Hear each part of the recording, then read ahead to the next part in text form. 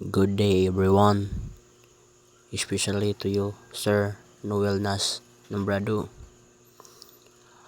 My topic of my report is about AC motor and generator. What is AC motor and generator? AC motor is an electric motor that converts electrical energy, alternating current, into mechanical energy, rotational motion. AC motor, it is a machine that takes electricity, AC or alternating current, and turns it into movement or rotation.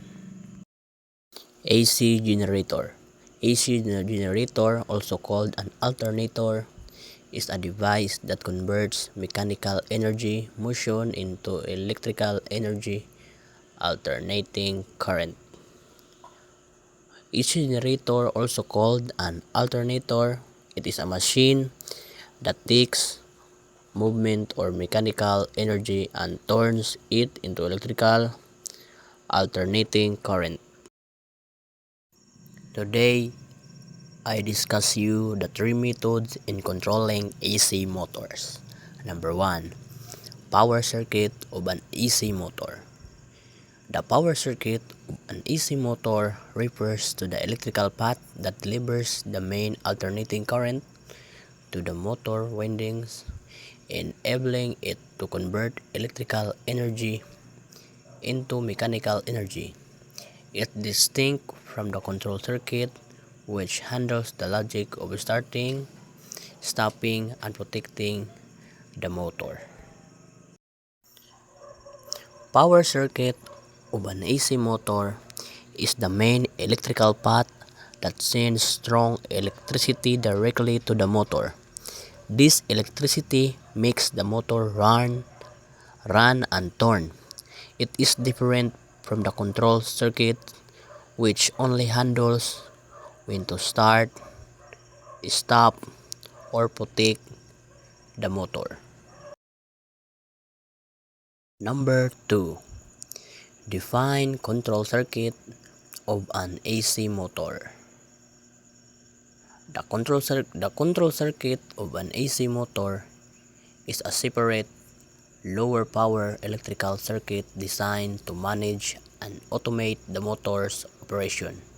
Unlike the power circuit, which carries the high current needed to run the motor, the control circuit handles the logic for starting, stopping, reversing, protecting, and potentially regulating the speed of the motor. The control circuit of an AC motor, it is a separate system that uses lower electricity. Its job is to manage how the motor works, like starting it, stopping it, make it turn the other way, keeping it safe, and even changing its speed. It acts like the brain that gives order to the motor. Number 3. Programmable Logic Controller, in short, PLC. A programmable logic controller is a specialized on industrial-grade digital computer used for automation of electromechanical processes, such as controlling machinery on factory assembly lines, amusement rides, or lighting fixtures. Essentially, it's a ruggedized computer designed to operate reliably in harsh industrial environments, performing logic operation to monitor inputs and control outputs based on program sequence of instruction.